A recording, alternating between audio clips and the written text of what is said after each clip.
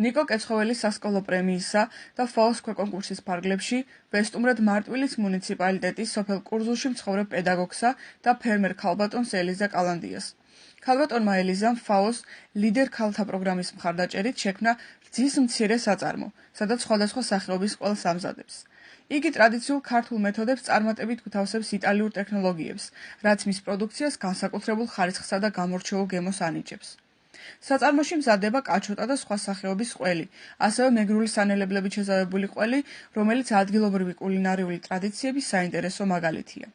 ქალბატონი ელიზა წარმატებით აერთიანებს პედაგოგიურ საქმიანობასა და მეწარმეობას.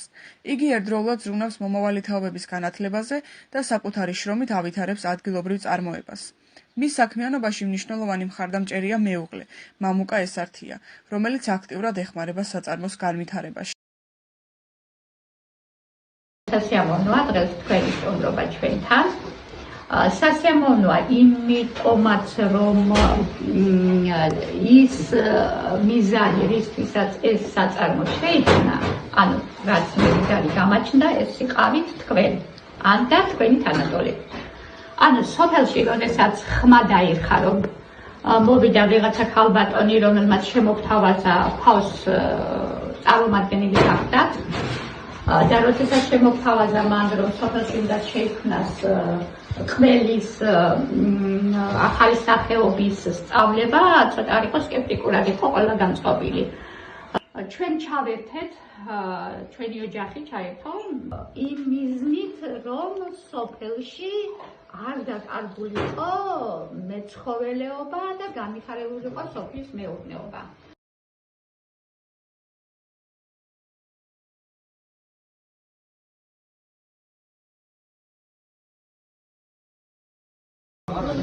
უნდა გითხრათ, რომ მე ვარ პედაგოგი, ვასწავლი ქართულ ენასა და ლიტერატურას კურზულ საჯარო სკოლაში, მაგრამ სრულიადად არ მიჭირს, რომ მას შეუხამო ეს საქმიანობა, ანუ ფერმერობა.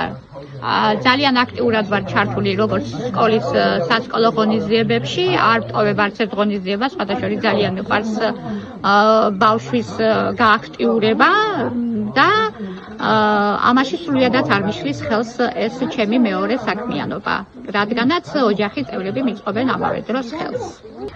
ცხოველთა იდენტიფიკაცია, რეგისტრაცია აუცილებელიც არის, რადგან ჩვენი ჯანმრთელობა უნდა დავიცვათ. აუცილებლად. საქმე იმაშია, რომ არ არის ბევრი საქონელი რეგისტრირებული და ჩვენ არ ვიცით რა დაავადება აქვს ამ საქონელს. ეს რომ თავიდან ავიცილოთ და ძე ყველის ნაწარმი რომ იყოს უსაფრთხო, აი ამისთვის არის ეს საჭირო. მთლობას უნდა გავუფრთხილდეთ ამ აუცილებლად. გამოწვევები არსებობს. არც ერთი საქმე არ არის გამოწვევების გარეშე. და რა თქმა უნდა, ჩვენიც გამოწვევაა ის რომ კი ერთია რომ დაამზადო ეს საქონელი, მაგრამ ეს პროდუქცია დაამზადო, მაგრამ მას გასაღების ბაზარი შეიძლება და ეს ძალიან გვიჭირს გასაღების ბაზარი. წყალდიდობის შედეგად ჩამოირეცხა და საფრთხე შეექმნა ჩვენ საწარმოს, რომ არ ჩამოძირუკო და საჭირო არის, რომ მთავრობაც ვიწყობდეს ხელს იმაში, რომ განვითარდეს.